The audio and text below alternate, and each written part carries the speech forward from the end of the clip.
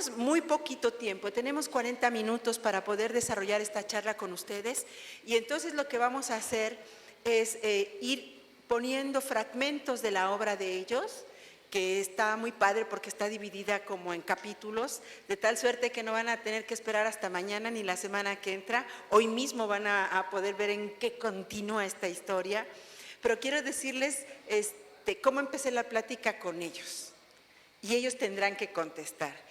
Y todo aquel… A ver, aquí levanten la mano aquellos que ya escucharon algún documental sonoro. ¿Quién más? Pero arriba, pues ¿por qué? Ok, porque tienen que participar en este asunto de qué impresión les causa el documental sonoro. Ya lo conocían, es la primera vez que se exponen, porque esto es muy interactivo, pero lo tenemos que hacer realmente dinámico porque nos tenemos que ir a comer ya. Yo ya tengo hambre. Entonces la pregunta que yo les lancé ayer fue, ¿cómo se atreven a decir que eso es un documental sonoro? ¿Quieres tomar la palabra o arrancas? Difícil cómo atreverse. Para nosotros fue complicado porque esta serie, que ¿estoy bien ahí? La cuarta. Ah. Bueno, es cierto. Nosotros comenzamos a hacer esto, forma parte de una serie que empezamos a hacer hace más de un año ya y que no los pensamos originalmente como documentales sonoros. No pensamos en esa categoría, sino en realizar producciones sonoras que tengan que ver con un tratamiento más parecido a la ficción, pero que muchos estén anclados en la realidad, ¿sí? Entonces no comenzamos por lineamientos del documental, no planteamos decir, bueno, vamos a hacer entrevistas, vamos a comenzar por una investigación, sino comenzamos basándonos en investigaciones de otros autores, generalmente de… Adaptaciones literarias. Adaptaciones literarias, sí. claro, de géneros desde cuento a crónicas, a todo tipo de escritos, y a partir de eso fuimos avanzando. Cuando se abrió el concurso y queríamos participar de alguna manera, estuvimos revisando todos, y dijimos, ¿cuál de estos es el que más se acerca al género? Y nos decidimos por este. De hecho, cuando lo estábamos produciendo, mientras lo estábamos produciendo, dijimos, bueno, esto es muy parecido a lo que conocemos como un documental sonoro. Y así fue como incorporamos un par de entrevistas. El material de archivo lo venimos usando siempre, incluso para ficciones. Es una de nuestras… reglas. Sí, reglas o marcas, es decir, siempre tiene que haber algún archivo sonoro anclado en la historia. Entonces, todo está fundamentado siempre basado en al menos un poquito de material de archivo. Y en este dijimos, bueno, vamos a hacer al menos una entrevista para respetar al menos uno de los pilares del documental. Considerando que justamente es una adaptación de un texto, el prólogo de un libro de Sergio Pujol, que es la biografía de este músico Oscar Alemán, la entrevista que aparece simplemente era un fragmento de un mail que le llegaba al escritor de un guitarrista argentino que vive en Madrid, que le había contado la anécdota de cuando lo conoció Oscar, y lo que hicimos fue hacerle esa misma pregunta a Guillermo Bassola, a este guitarrista, y terminamos teniendo un registro increíble de esta historia contada en primera persona, que la verdad que hasta el mismo autor del libro nos agradeció por haber sumado eso a su adaptación, porque ni siquiera él lo tenía. Él tenía solamente un correo electrónico. Así que… Sí, porque incluso si están acostumbrados a ver documentales audiovisuales, hay muchísimos que están basados en libros. La investigación la hace un periodista que escribe un libro y luego lo toma un realizador audiovisual que transforma ese libro en un documental audiovisual. Eso nos parecía que no se estaba haciendo, no teníamos registro de documentales sonoros que estén basados en una investigación que haya hecho otro periodista. Entonces nos parecía interesante eso porque estamos permanentemente en la búsqueda de cuál es nuestro lenguaje propio del documental sonoro. Siempre estamos basados, sabemos cuál es el lenguaje cinematográfico, ¿sí? Dentro del lenguaje audiovisual, el lenguaje cinematográfico tiene características propias, es otra cosa dentro de un lenguaje más amplio. Y para nosotros también, el lenguaje sonoro está basado en el lenguaje radiofónico. Las reglas fueron primero del lenguaje radiofónico, entonces creemos que hay que pasar primero a un lenguaje más general, que es el lenguaje sonoro, reconstruirlo a partir de lo que sabemos del lenguaje radiofónico para después poder empezar a crear lenguajes más específicos como el del documental sonoro. Cuando entramos al terreno del cine fue cuando dije, ah, caray, entonces creo que sí tenemos cosas que decir. Sí. No podemos entretenernos mucho más porque hay que escuchar la obra completa y sobre ella ustedes podrán ir haciendo preguntas concretas y a ver si se saben defender. ¿Están de acuerdo? Sí, sí. Ah, Sí. esa es otra. Sí, contesten, por favor, es muy mala educación. Buenos días, ¿cómo estás? Sí, no. El micrófono les pedimos que lo tomen así, que no popeen y que hablen con claridad porque todo se está grabando y todo va a subir a nuestra página de Sonodoc. Entonces, si alguien dice por aquí, yo lo que quería preguntar, el que está escuchando allá no se entera, ¿vale? Entonces, vamos por favor con el primer audio y al terminarse se defienden, jóvenes. Bueno. El fondo del asunto. La cuerda floja entre ficción y realidad. La guitarra embrujada de Sergio Pujol. Episodio 1.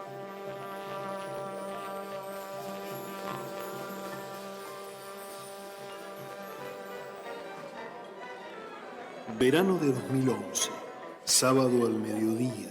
La escena transcurre a centímetros de la mesa que elegí para almorzar en un restaurante típico de la ciudad de Buenos Aires. Tengo frío acá, Alejandro. Una madre de más de 80 años y una hija que debe rondar los 50 y pico conversan con desánimo. No sé por qué no me dejaste que la agarre Yo solo, y sin otra cosa para hacer que esperar la comida, las escucho con toda claridad. Imagino que la madre vive en un geriátrico y la hija fue a buscarla para llevarla a almorzar a un lindo lugar. Se respira incomodidad en el Que nadie ambiente. quiere aceptar las estaciones, la paso peor. A cada comentario bien intencionado de la hija, la madre responde secamente, siempre al borde de la indiferencia o del disgusto. Discuten cada cosa pequeña que en esa situación resulta enorme. El menú, la temperatura del comedor, la atención del mozo, la bebida que no se deciden a destapar y, en fin, la desafortunada idea de la hija de ir a comer justo este día, justo a este restaurante. Yo no pedí esto. No, tan difícil. Lejos de marcar una tregua, la llegada de la comida empeora las ¿A cosas. dónde me trajiste, Alejandra? Pero si la vez pasada te había gustado, ¿te acordás?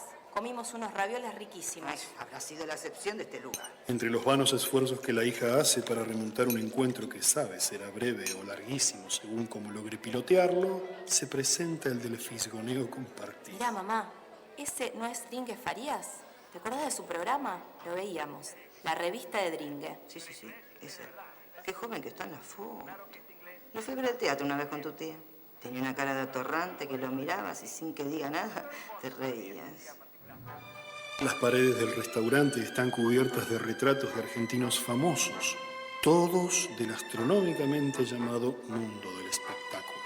Todos murieron hace bastante tiempo. Como suele decirse a manera de consuelo metafísico, ahora viven en el recuerdo.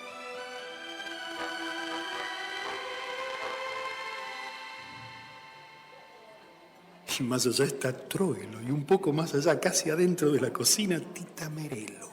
Todos perfectamente enmarcados de blanco y negro. De pronto la madre, que hasta ese momento se resistía a la seducción de ese pasado glorificado, levanta la mano señalando uno de los retratos. Su rostro se transforma.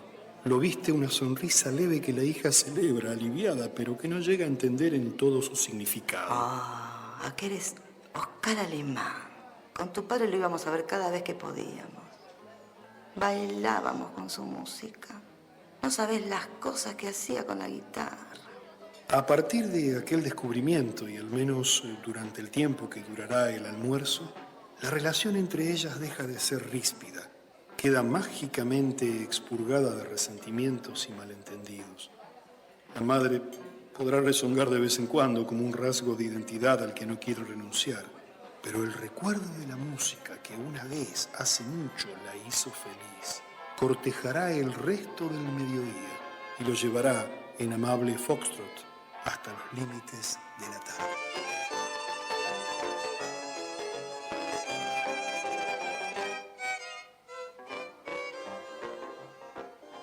El fondo del asunto.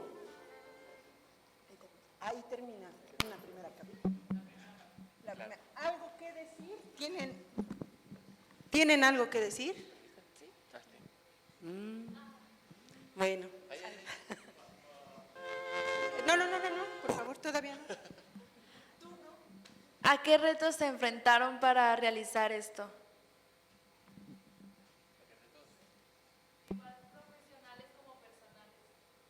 ¿Querés empezar? Sí, el primer reto tiene que ver con la adaptación del texto, porque justamente ayer lo charlábamos pensando en esta instancia, que cuando uno trabaja con un texto que estaba pensado para ser un texto escrito y no un paso dentro de un proceso, digamos, como lo son los guiones, lo que terminamos haciendo es casi afear un material escrito, porque le cambiamos la puntuación, le borramos las palabras, eliminamos las palabras que no son tan coloquiales, porque tenemos que pensar que esto lo va a interpretar una persona, actores, y tratamos de trabajar sobre todo, quizá lo pudieron escuchar con las actrices, con la madre y la hija que estaban hablando de fondo, que tiene que parecer natural. La idea es que trabajar la actuación desde esa cuestión de la naturalidad, y a partir de eso se afea mucho lo que era el texto escrito, que estaba como completo, y se lo incompleta para completar con la interpretación.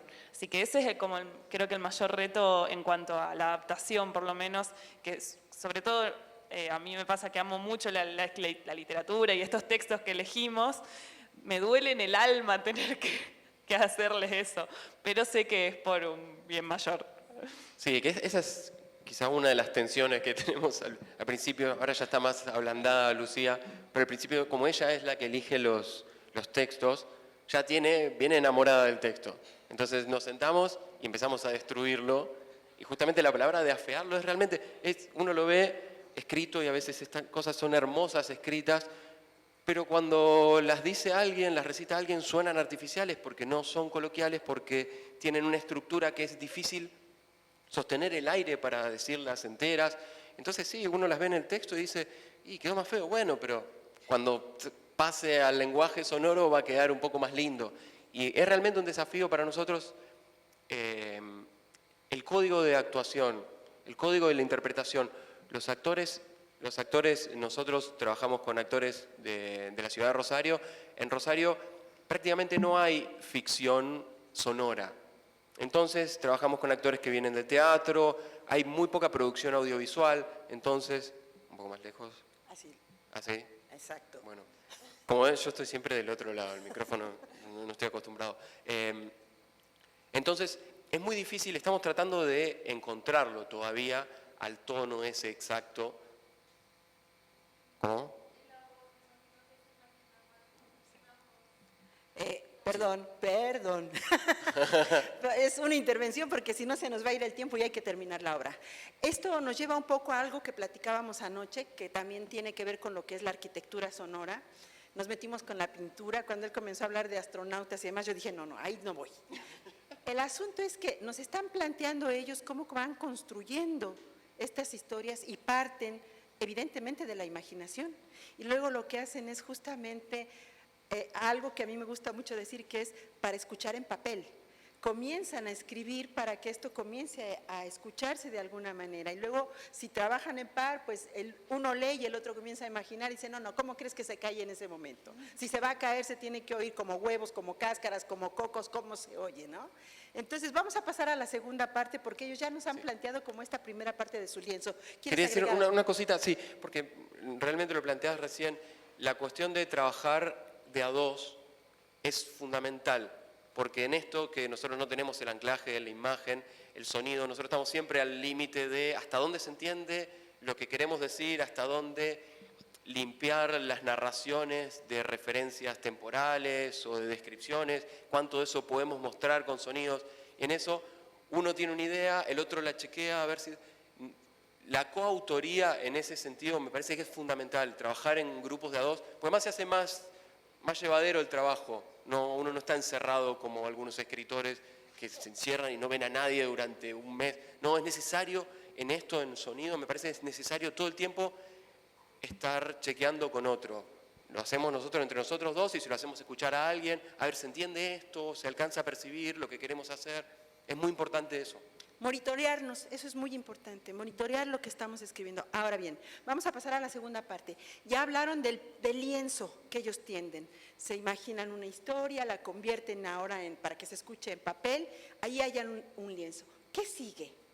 Vamos a escuchar y hagan una pregunta que ya no tenga que ver ni con los actores, ni con el texto, ni con la adaptación. Y nos apuramos porque tenemos poco tiempo. Vamos con la segunda parte. Oscar Alemán, La guitarra embrujada. Episodio 2. Una madre de más de 80 años y una hija que debe rondar los 50 y pico conversan con desánimo. Aquel es Oscar Alemán. Con tu padre lo íbamos a ver cada vez que podíamos. En lugar de profundizar la brecha, el flashback de la memoria se convierte en un puente generacional.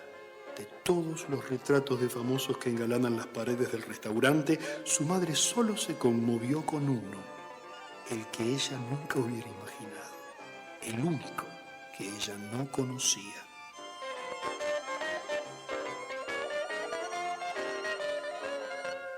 No tuve la suerte de ver a Oscar Alemán en vivo. Solo alcancé a disfrutar, sentado frente al televisor de la casa de mis padres, su última presentación en Canal 7, por entonces ATC.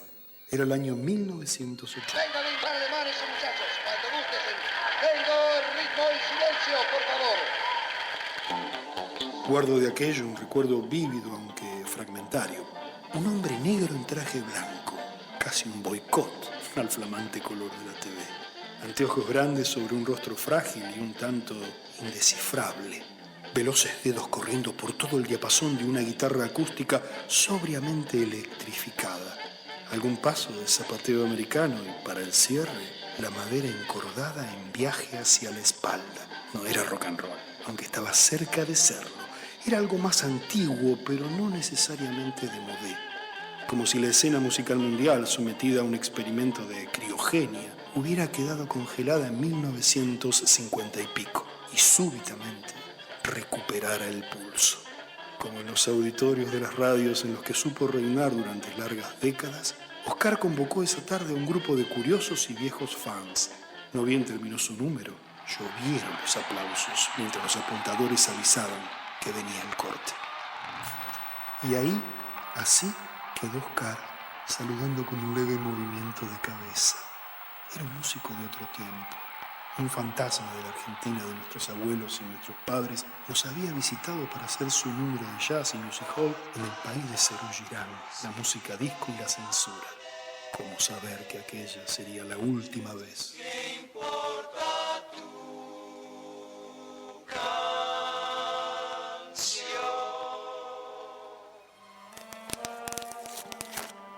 Al cabo de 4 años de investigación en torno a su música y su época, ya no estoy tan seguro de no haberlo visto en vivo.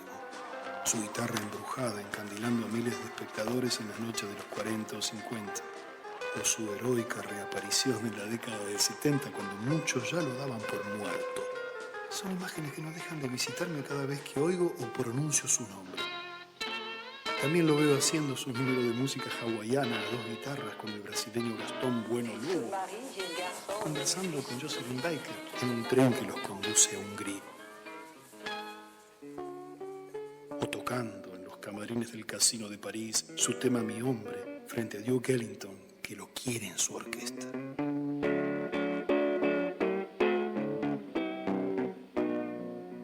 También entiendo que mi valoración de Oscar Alemán puede estar condicionada por ese grado de familiaridad que uno termina teniendo con un personaje después de estudiarlo a lo largo de algunos años. A medida que avanzaba en la investigación se fueron sumando anécdotas. Todos tenían una historia con él. Sergio, hola. Che, ¿sabés que ayer justo mi viejo me contó que vio a Oscar Alemán en el Club Estudiantes en 1943? Hola Sergio, ¿cómo andás? ¿Leíste lo que declaró Javier Malosetti sobre Oscar Alemán? Llámame y te cuento. Abrazo. ¿Viste que mi hijo estudia guitarra? Ayer me hizo escuchar una canción de cuna rusa por Oscar Alemán. ¿Puede ser? Me dejó re sorprendida. Che, el otro día vi una película sobre Oscar Alemán. Me encantó. Qué vida increíble, ¿eh?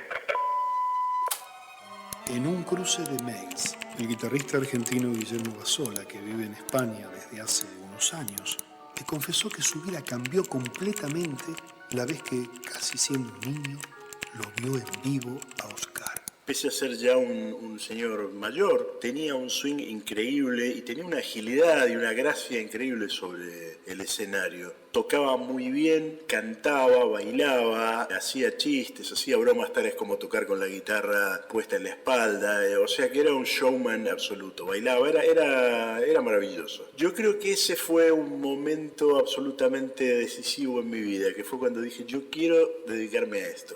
¿Casualidad o no? Leí el mail de Guillermo inmediatamente después de escuchar en un video de YouTube al blusero argentino Botafogo contar algo parecido. Y ahí ya me cambió todo, ¿no? Seguramente estos testimonios no alcancen para una estadística sobre la popularidad actual de Alemán, pero al menos plantean dudas sobre su supuesto bajo perfil. Lo escuchan con atención los jóvenes que quieren tocar jazz de los años 30 en guitarra. Hombre mío, tema que lo identifica en la radio y en los bailes, roza el estatus de estándar del swing con cuerdas.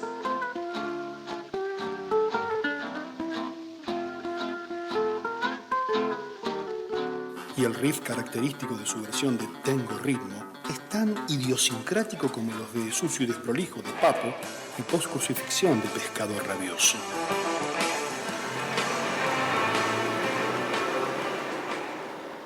La verdad es que no conozco ningún músico argentino de jazz histórico que pueda despertar el mismo interés, ni siquiera el legendario Enrique Mono Villegas. Una de las pruebas de su vigencia es que los discos que Oscar grabó en los 40 y 50 son los únicos en su género que fueron pasados a soporte digital. Pero quizás la prueba más impresionante, al menos para mí, de cómo la música de Oscar sigue viva, nos la brindó el mismísimo Bob Dylan. En su programa de radio satelital Dreamtime Radio Hour, Bob presentó Bye Bye Blues, Blues de la Dios. It's Theme Time Radio Hour with your host Bob Dylan. No tengo información de cómo llegó esta grabación a manos de Bob. Solo sé que me produjo una gran emoción escuchar la voz áspera de Dylan contando brevemente la vida de Oscar, ese true unsung hero of swing guitar. El fondo del asunto. Muy bien. Ya nos hablaron del lienzo, cómo lo tienden. Pero en esta arquitectura, bueno, vamos a hablar de un plano. Imaginen el plano de un arquitecto. ¿Cómo decidieron el tamaño? ¿Por qué no un mural? ¿Por qué? No, yo no voy a preguntar, te van a preguntar ellos. ¿Por qué no un mural? ¿Por qué no una hora? ¿Por qué no 2 horas? ¿Por qué no media hora? ¿Por qué 10 minutos? 20 en total. No, cada uno. Cada capítulo no tienen una duración, son, creo que hay 3, 4 y 8. ¿Por qué? ¿Cuál era el propósito? ¿Qué otros elementos se encontraron? Una sola pregunta. ¿Ninguna? ¿Ninguna? Tú sí quieres hacer una. Están intimidados. ¿No? ¿Quién quiere hacer una? Porque es muy importante que se fijaran en otras cosas. ¿Qué encontraron además de la voz? ¿Cómo fue el proceso de la selección musical para el fondo? ¿Qué es? Bueno, la música nosotros la trabajamos de muchas maneras. Queremos, de hecho, en cada una de las producciones vamos tratando de explorar la mayor cantidad de formas posibles. En este caso, como estaba dedicado a un músico, nos pareció que la música de él tenía que estar muy presente. Hay momentos, creo que todavía no lo escuchamos, donde la música deja de ser música de él para empezar a ser una música que genere climas, que acentúe los momentos dramáticos o un poco los más alegres. Pero la idea es también movernos de la música diegética a la extradiegética, tratar de generar la mayor cantidad de sensaciones posible. Y en cuanto a la selección puntual de esto, fue muy entretenido porque es escuchar y escuchar y escuchar discos de Oscar Alemán, lo que haya, ver videos de YouTube con presentaciones que encontramos, fragmentos de películas, hay también ya un documental audiovisual hecho sobre él. Es muy interesante cuando el personaje es así de carismático y así de atractivo, el periodo de investigación es muy, pero muy divertido. El libro mismo, uno se mete completamente en la vida. Hoy me quedé con la pica de preguntarle a Andrea cuándo le dice basta con la investigación, porque para nosotros también es un desafío, ese es otro de los desafíos, para volver a lo inicial. Es en qué momento uno dice, bueno, no busco más, me quedo hasta acá, esto es lo que queda, y a partir de ahí surge el enfoque. Me parece que también una de las cosas más importantes para limitar la investigación es encontrar lo antes posible un enfoque. Entonces uno empieza a descartar todo el material que no me sirve porque se pueden hacer sobre Oscar Alemán y sobre prácticamente cualquier personaje 100 documentales con 100 enfoques diferentes. A mí me gustaría responder a lo que planteó Pita hace un ratito sobre por qué son capítulos y por qué esa estructura.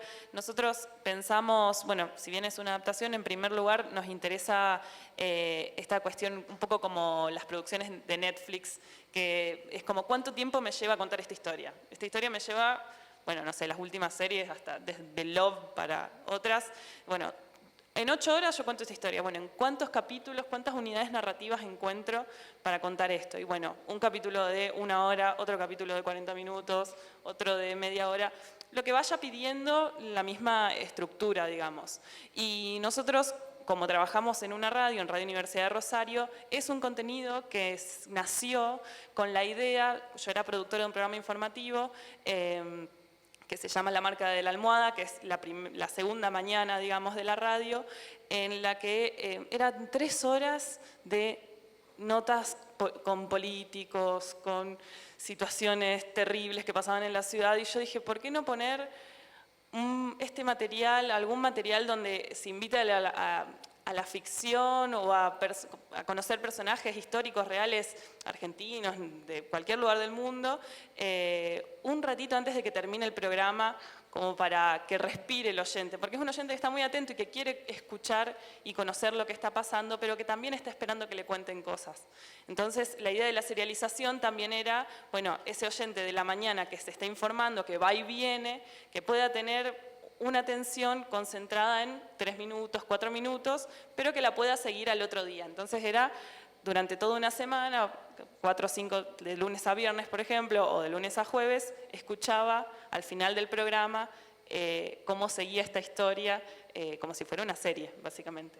Sí, que además relacionado con lo que también hablaba Francisco ayer, de cómo los formatos para la web a lo mejor son diferentes, o cómo acortarlos o alargarlos.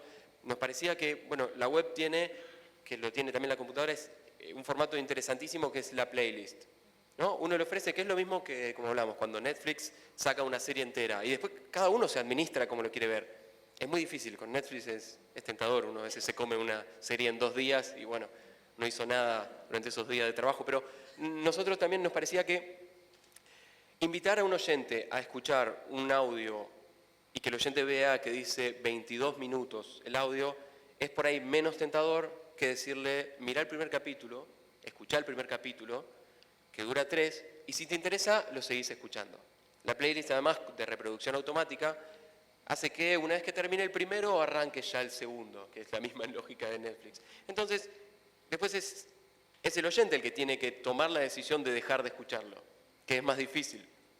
Pero nos parece que también la entrada, y eso es algo que lo venimos tratando de trabajar, la entrada de cómo hacer para atraer, porque estamos compitiendo con muchas cosas online, siempre hay un montón de tabs abiertas y Facebook, que todo el tiempo cosas nuevas, y Twitter. ¿Cómo hacer para que le dé el primer clic?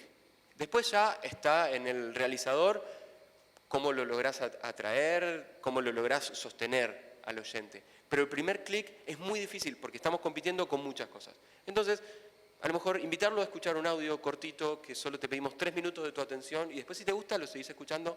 Me parece que es una buena estrategia para producir formatos largos. Buena estrategia radiofónica, y ustedes que son estudiantes de comunicación se darán cuenta que ese es uno de los grandes retos que van a enfrentar. ¿Cómo le quiebro este esquema aburrido, tedioso, comercial a la radio que a mí me toca enfrentar? Los chavos tuvieron una idea que a mí me parece buena, pero yo seguía diciendo, ¿y esto no es como una radionovela? Porque a mí me encantan. Vamos entonces a escuchar el siguiente capítulo y veamos por qué dicen ellos que no.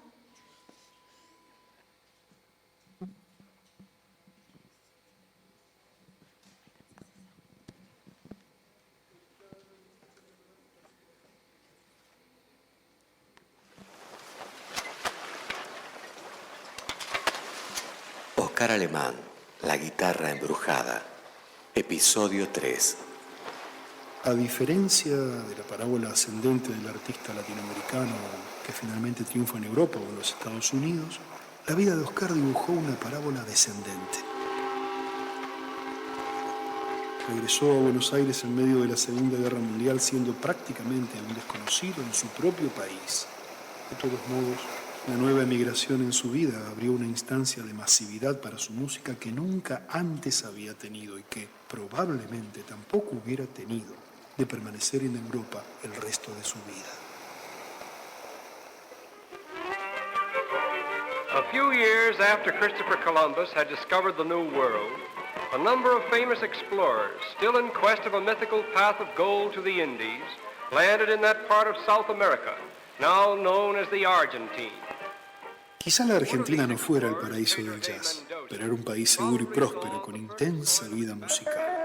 El marco no podía ser más propicio para que Oscar no solo introdujera con éxito el estilo swing con cuerdas, sino también para que se convirtiera en una de las grandes figuras de la noche porteña.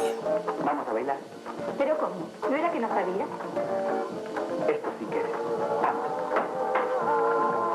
En una de las primeras notas que le hizo la revista Sintonía, un cronista se maravillaba de su música, pero más se sorprendía por el hecho de que Oscar fuera argentino y músico de jazz. Cuesta creer que se haya podido producir en nuestro medio un fenómeno como el de Oscar Alemán. Estamos tan alejados de lo verdaderamente grande en la materia. La vida de Oscar nos ofrece la oportunidad para reflexionar sobre varios aspectos de cultura popular en el siglo XX, tanto dentro como fuera de la Argentina. Obviamente, Oscar nos recoloca en el mundo del jazz, esa música que nació y creció a partir de combinaciones muy audaces.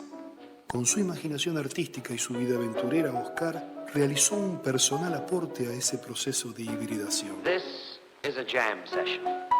Quite often, these great artists gather and play ad-lib hot music. Primero lo hizo en Francia, en contacto con grandes jazzmen norteamericanos expatriados, allí donde siempre dio el tipo negro latino.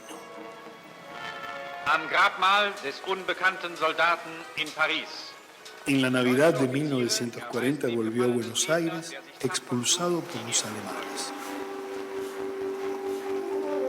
Yo adivino el parpadeo de las luces que a lo lejos van marcando mi retorno. Fue así como de negro latino en París pasó a ser en tiempos de Perón y Evita el principal exponente de la música norteamericana en Sudamérica. La etiqueta de intérprete de música americana con la que se lo promocionó era inequívoca y él la aceptó de buen gusto. Señoras y señores, ahora sí va a actuar Oscar Alemán, que como siempre va a ofrecerle su buena música, Oscar Alemán. El jazz conmovió la sensibilidad auditiva de la primera mitad del siglo XX, trayendo un indisimulable plus de teatralidad. Oscar entendió esto perfectamente, llevándolo a un punto extremo, radical. Por supuesto, la música argentina ha dado muchos animales escénicos, pero creo que ninguno como Oscar Alemán.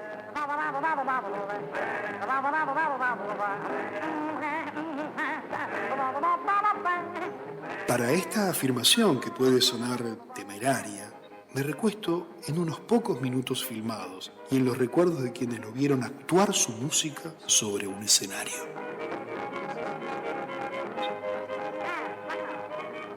El fondo. del asunto. Ajá. Entonces, cuando hablábamos de este capítulo y ellos hablaban de la estructura y las cosas que habían insertado, me dijeron, ¿y tú te diste cuenta que en este capítulo había esto, esto, esto y esto? ¿Qué es lo que encontraron en este capítulo, además de la música, además de una historia, además de un locutor y de una narración? ¿Qué encontraron? A ver, como fragmentos de películas, ¿no? No sé si eran como los sonidos ambiente que... ¿Puedes repetir tu pregunta, por favor? No, estoy comentando que yo detecté como sonidos ambiente que extrajeron de películas, fragmentos de películas. ¿Alguien más quiere decir algo al respecto? Efectivamente, me dijeron ellos, ¿y tú cómo? ¿Quién fue? Ah.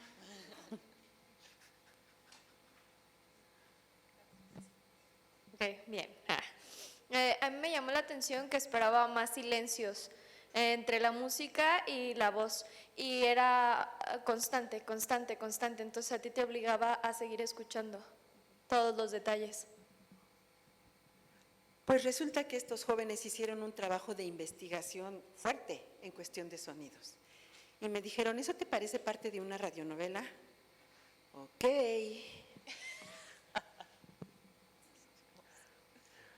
Yo le quería responder un poco lo de la ausencia de silencios y el ritmo. Es algo que nosotros lo estamos trabajando mucho, por eso se lo preguntaba a Andrea. Nosotros no venimos de formación musical, pero a mí me atrae mucho cómo editan, cómo montan los músicos cuando se dedican a hacer un documental o una ficción, porque tienen un sentido del ritmo ya en los huesos, lo tienen en la sangre, les es natural.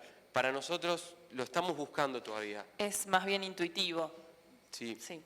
Y es verdad, también uno se mete en la vorágine de editar, terminarlo, sacarlo y demás. Cuando lo escuchamos ahora de vuelta, y sí, nos da la misma sensación. Necesitamos más tiempo para respirar, para procesar la información. De hecho, hace falta escuchar más la música, pero eso me parece que les pasa a todos los que hacen dirección de cine y demás. Uno nunca, la hora no se termina nunca. Si uno se pone a editar todo el tiempo, vamos a llegar al fin de nuestra vida con el mismo trabajo que empezamos a los 18 años, pero con la edición final es la última antes que nos muramos. Pero me parece que sí, nos parece eso. Porque ahora que ya tenemos esa distancia, podemos volver a escucharlo como oyentes. Mientras tanto, es difícil. De hecho, todas las otras producciones que tenemos, a veces las escuchamos y es como, no, mirá lo que hicimos acá.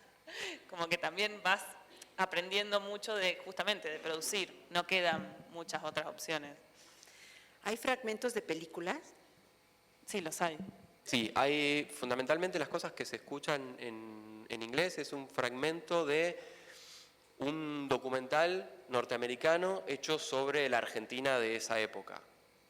Y nos pareció, nosotros en ese sentido estamos tratando de incorporar los sonidos en el lenguaje que sea el original, porque es simplemente un pantallazo sonoro, uno no necesita entender exactamente todo lo que está sucediendo, sino simplemente es de golpe escuchar una mirada extranjera sobre la Argentina. Sí, justamente también porque Oscar Alemán es un personaje que vivió mucho tiempo en el exterior, entonces la intención era justamente dar la sensación de que él estaba, de que su nombre estaba en todos lados. ¿Y los derechos de autor?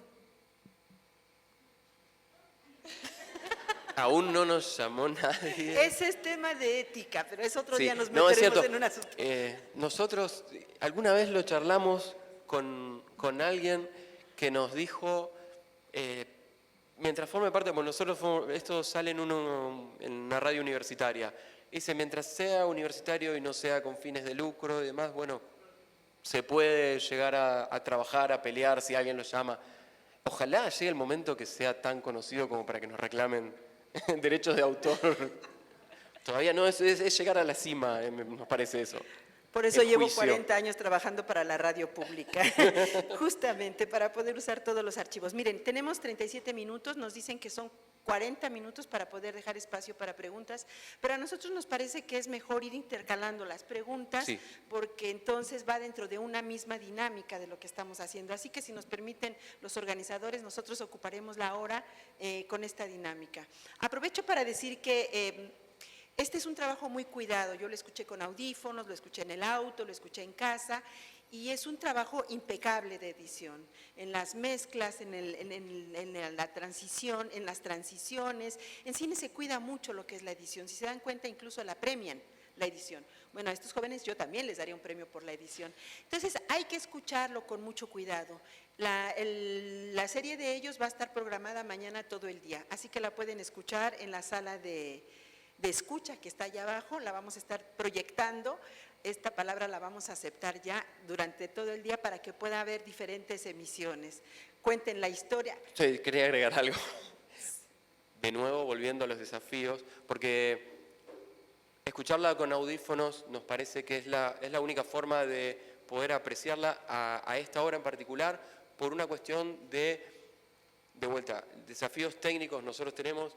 Hoy Andrea hablaba de cómo había que unir un grupo, que tienen un técnico que va y que a lo mejor nosotros ahí tenemos, por un lado, una libertad absoluta para hacer lo que queremos, pero sin ningún tipo de asistencia técnica. Hay un estudio, además del estudio donde se sale la radio en vivo, hay otro estudio que lo podemos usar, pero no hay un técnico. Es sentarnos nosotros, decir, bueno, uno se queda atrás, el otro ahí, con un micrófono muy viejo, que a veces, la última semana lo estuvimos usando para grabar mientras lo apretábamos así. Los desafíos técnicos son complicados, y en particular el actor que hace la narración tiene un tono de voz que a veces baja mucho, hace muchos silencios, él juega mucho con eso, que nos vuelve loco a la hora de montarlo, porque a nivel de edición es muy difícil. Pero nos gusta mucho cómo lo dice, pero entonces estamos siempre con esa disyuntiva de lo llamamos de vuelta para grabar a él, porque los silencios, y a veces come las palabras y las hace muy sutiles, es muy difícil de escuchar. Con audífonos se alcanza a apreciar mucho más. No, se aprecia mucho, mucho todo el trabajo que hicieron. Y ahí está mi segundo truco. Por eso me casé con un ingeniero en audio. Me liberé de todas esas broncas. Lamentablemente no hay muchas ingenieras en audio, sino ya... Vamos a la última parte. Escuchen, por favor, toda la estructura. Aquí ya hubo muchas pistas. ¿Cómo construyeron? ¿Cómo decidieron los tiempos? ¿Qué pasa con la música? ¿De dónde sacaron todos estos fragmentos que rompen con lo que sería una radionovela? Una radionovela no mete este tipo de historias, sí se ha hecho, pero no como un propósito dentro de un género que es el que trabajamos nosotros, que es el documental sonoro. Entonces ellos no solo investigaron sobre el autor, investigaron sobre la biografía de este hombre, investigaron películas, investigaron audios, o sea, hay un montón de investigación, periodismo de investigación atrás de este trabajo. Luego hay un impecable cuidado en el tratamiento de la edición. Insisto, desafortunadamente con los parlantes así grandes no se puede disfrutar del todo. Los invitamos a que escuchen este trabajo mañana. Hoy los invitamos a que escuchen, por favor, trabajos de Charlotte, de Juan Carlos. Juan Carlos va a estar su trabajo después de las 4 de la tarde. Él quiere platicar con ustedes acerca de su trabajo. ¿Quieres agregar algo, Juan Carlos? No, él es Juan Carlos. Entonces... miren, a través de redes sociales, José Francisco Díaz les está preguntando, ¿cómo se diferencia su trabajo de una radionovela? Creo que ya más o menos lo dijimos, pero ahorita ustedes quedan con esta pregunta en las manos. Las redes sociales están funcionando, qué bueno. Juan Carlos, ¿quiere agregar algo?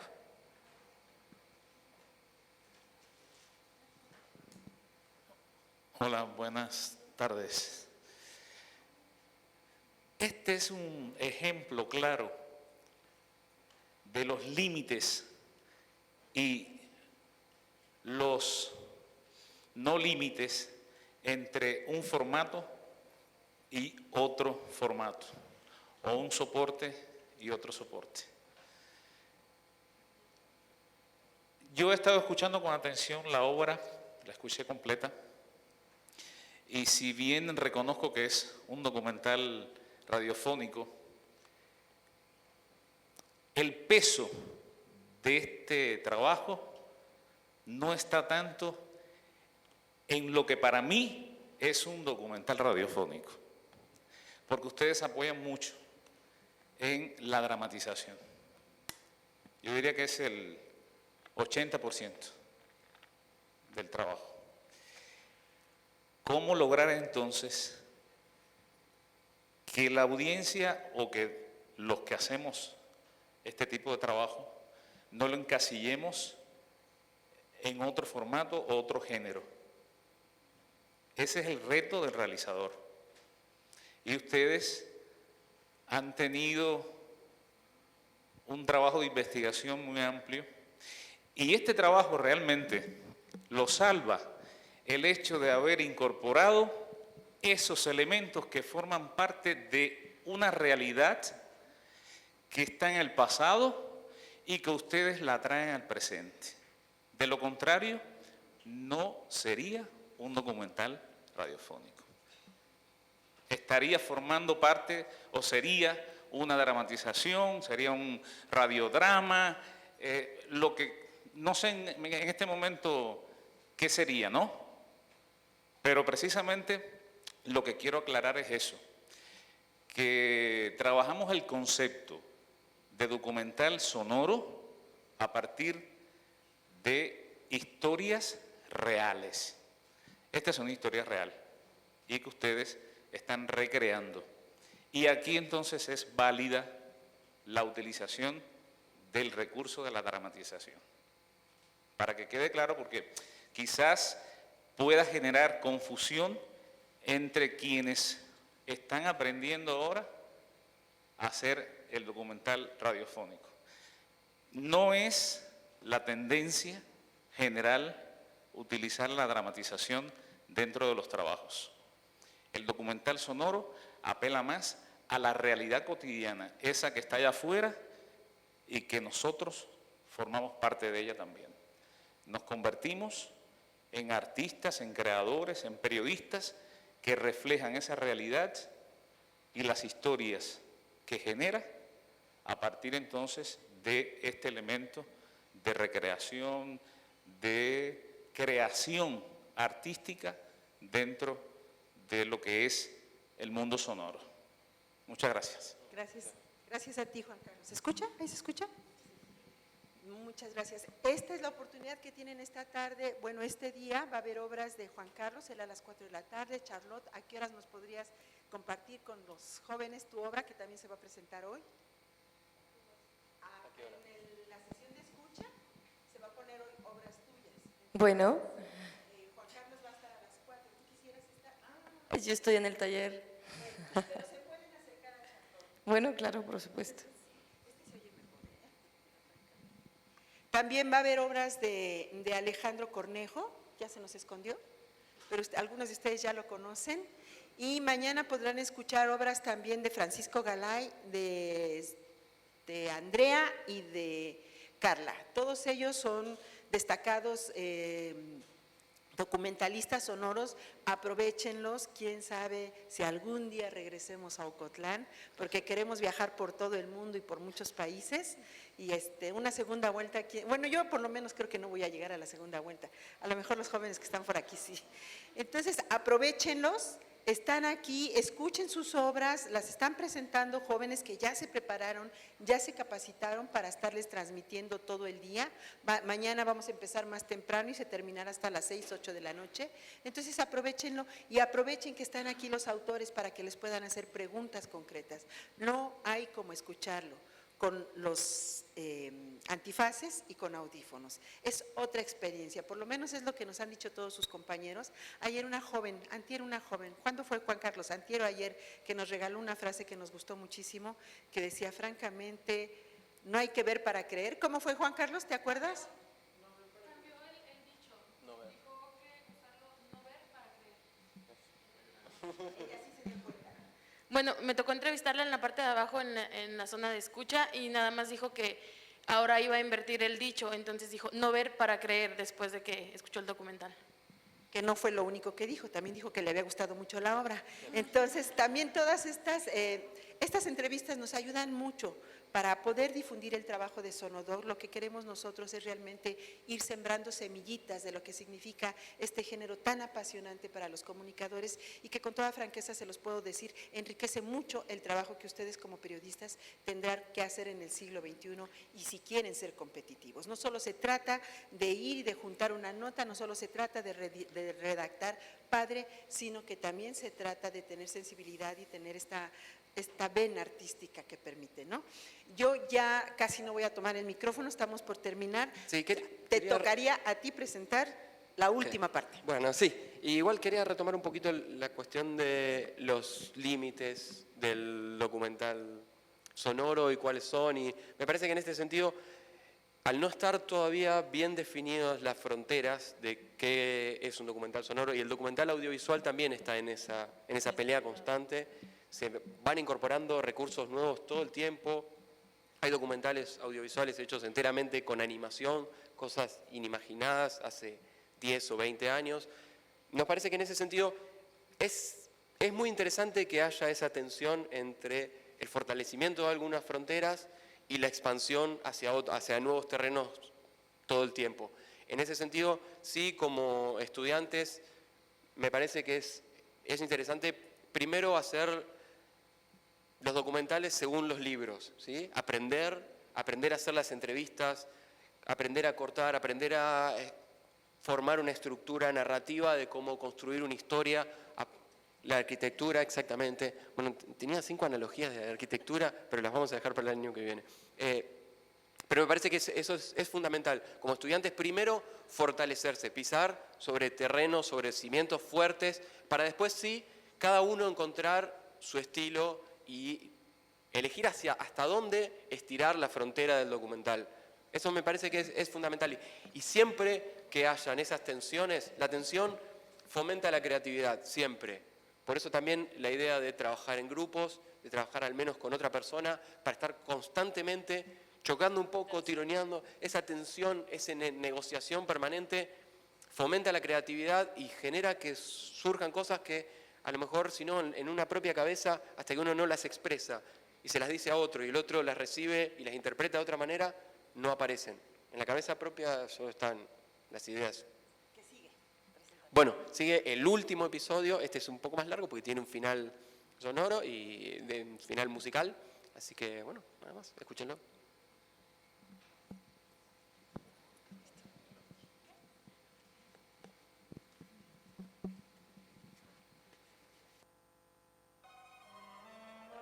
Oscar Alemán, La guitarra embrujada, episodio 4. Investigar los primeros capítulos de su vida me ayudó a comprender la raíz de aquella infalible fórmula de espectáculo musical unipersonal. A principios de los años 20, Oscar Alemán vivía junto a sus hermanos y su padre Jorge en San Pablo. Ellos son el Sexteto Moreira y llevan adelante un varieté criollo. Los niños tocan y bailan, disfrazados de gauchitos payadores, y perfeccionan día a día sus habilidades teatrales. Cuando las cosas parecían mejorar en la vida de los Alemán Moreira, una sucesión de desgracias recae sobre la familia. El engaño, por parte de un representante al padre de Oscar, los deja una vez más en la ruina económica. En su afán por escapar de la depresión a través de la bebida, Jorge no hizo más que apurar su hundimiento. Una tarde de 1922, viajando en tranvía por los suburbios de San Pablo, Jorge aguardó que el vagón atravesara un puente muy elevado para dejarse caer al vacío. Para aquel momento, los hermanos de Oscar ya habían dejado San Pablo. Me quedé solo, completamente solo, y me fui a Santos. Tenía algo más de 10 años, pero como era tan flaquito, tan chiquito, aparentaba 8. Dormía debajo de los bancos y abría y cerraba las puertas de los automóviles para ganarme algunas propinas que me permitieran comer. Súbitamente convertido en el ser más solitario del mundo, el muchacho eligió empezar su vida de nuevo. Después de un conteo más bien azaroso, eligió el cabaret Miramar. Allí, Gracias a su histrionismo fue ganándose el afecto de los dueños y concurrentes hasta encontrar su camino a la música. Fue en la llamada era del swing, cuando el jazz se bailaba sin pausa, que Oscar encontró su lugar definitivo en el mundo de la música. Como si todo lo anterior hubiera sido una preparación para alcanzar esa explosividad rítmica que iba y volvía entre sus pies y su guitarra, honrando el carácter originalmente dancístico del jazz. Este sentido de una música esencialmente corporal y de un cuerpo esencialmente musical lo abarcó por completo, incluso en sus últimos años, cuando ya no gozaba de agilidad.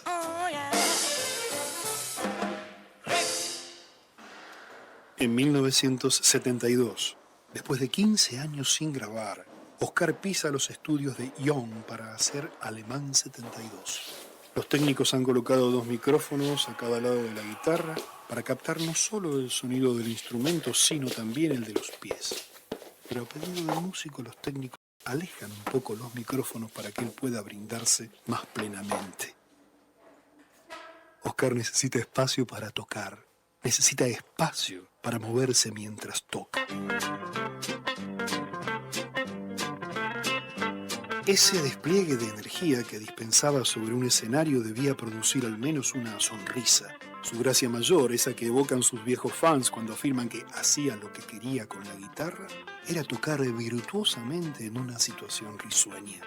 Había vocación de mago en esto y sobre todo el deseo de hacer feliz al público, tanto al oyente pasivo como al bailarín descocado.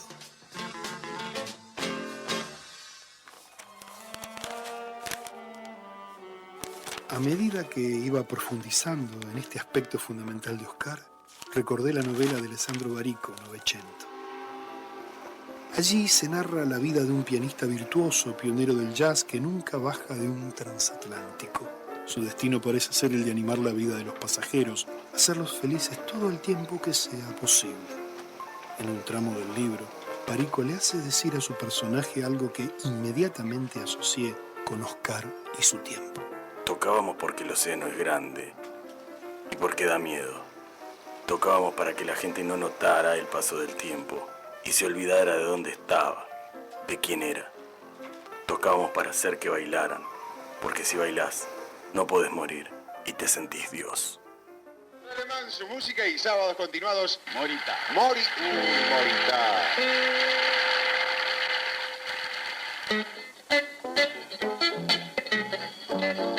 Oscar tuvo una existencia difícil, para decirlo suavemente, pero su música siempre contagió una energía inconmensurable. Energía propia del jazz, pero también del samba carioca, el bailón, el boogie boogie, el primer rock and roll. Todas esas músicas emanaron de sus manos, de su cuerpo, de su voz. Él las convirtió en puentes entre Argentina y el mundo. Su arte no parece condecir del todo con la tradición de tristeza y melancolía del tango y otros amores nacionales, pero ¿tan seguros estamos de que la música argentina es siempre triste y melancólica? ¿Y te acordás cuándo fue la última vez que lo viste? Y debe haber sido... Del mismo modo que el rostro de aquella señora malhumorada que almorzaba con su hija se iluminó al reconocer el retrato del guitarrista que le había hecho pasar momentos inolvidables, puedo asegurar que experimento tracks de felicidad cada vez que en mi casa suena un disco de Oscar Alemán.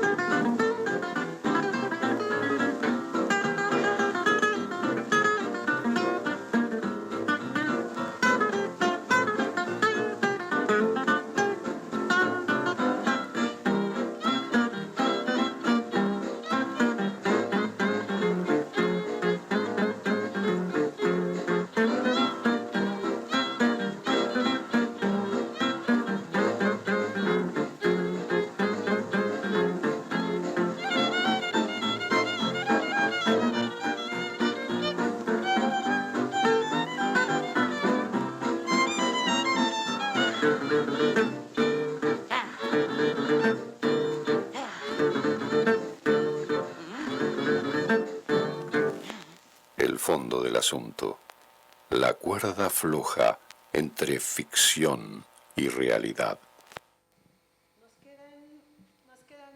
Nos quedan sin silencio. Hola, nos quedan 2 minutos. Esto se acabó. La gente de radio respeta mucho el tiempo porque debemos de mantener la continuidad. Y yo digo, hay una historia, hay un plan, hay un fondo, hay testimonios, hay estética sonora, hay cuidado. Yo creo que sí es un documental. ¿Ustedes qué opinan? Levanten la mano los que crean que sí es. ¿En serio? ¿Es un documental sonoro? ¿Sí? ¿Sí? ¿Sí? ¿Quiénes dicen que no? Bueno, no importa, después nos cuentan. Se acabó. Todos los que decimos que sí es un documental sonoro, felicitamos al primer lugar de este año en el concurso de Sonodoc con un aplauso. Muchas gracias a todos por estar con nosotros. Gracias por haber participado.